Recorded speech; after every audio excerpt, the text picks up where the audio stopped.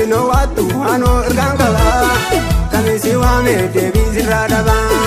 Dibino wattu ano ergaan qaba kamisi waame deebii sirraa dhaba. Akkana dhageeche eega dhibbaa dhibbaa beekuma jallifta kan kee ajaa'iba.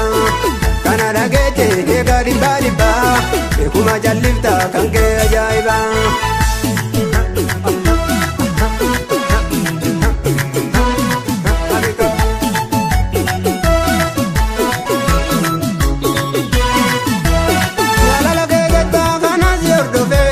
Jaba malen jabe akka malen kube osoo natti yabe.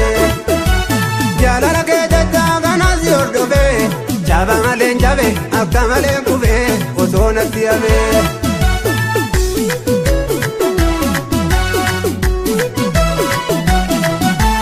Humna malen deebe deemsa lafa onaa si jechaan danda'e jireenya bosonaa. Gammoojjii fi badda dooree bonaa kannaa miidhamuu koo malee waan arganne sirraa. Miidhamuu koo malee waan arganne sirraa. Miidhamuu koo malee waan arganne sirraa. Miidhamuu koo malee waan arganne sirraa. Miidhamuu koo malee waan arganne sirraa.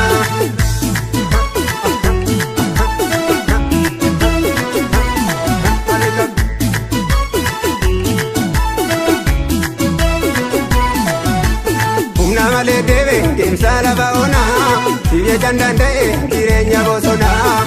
Gammoojjii fi badda dooree bonaa kannaa miidhamuu koo malee waan arganne sirraa. Miidhamuu koo malee waan arganne sirraa.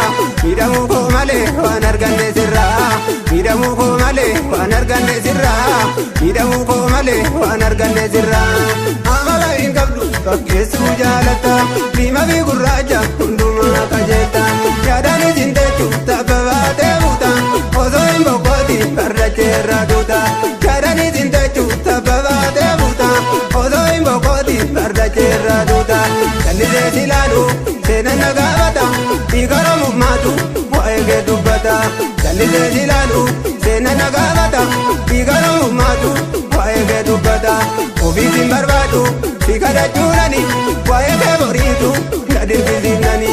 Ofiis hin barbaadu si kadhachuudhani waa'ee kee boriitu na dirqisiifnani.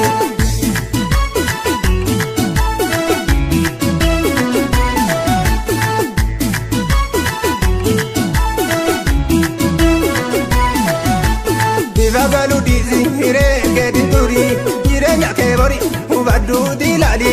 Jireenya kee bori hubadduuti ilaali. Namni kaayyoo hin qabne maali namummaansa dhaga'i lammiitu gortee balleeffata. Namni kaayyoo hin qabne maali namummaansa dhaga'i lammiitu gortee balleeffata. Ni bareeddu bifa muudaan qabdu kee amalli sagal gaaraa galtu. Yoo siddima kan namaa tuffattu diimaa fadi hunda kaa fakkaattu. Qaarshituuma kanatti baraattu kooree dhumte guyyaa tokko multu. Dhiisii lakki dubbiin kun hin toltu meenuu jarra murtiisiifaa baasu. Kun horgadde anaan kaa fakkaattu. Kun horgadde anaan kaa fakkaattu. Kun horgadde anaan kaa fakkaattu. Kun horgadde anaan kaa fakkaattu.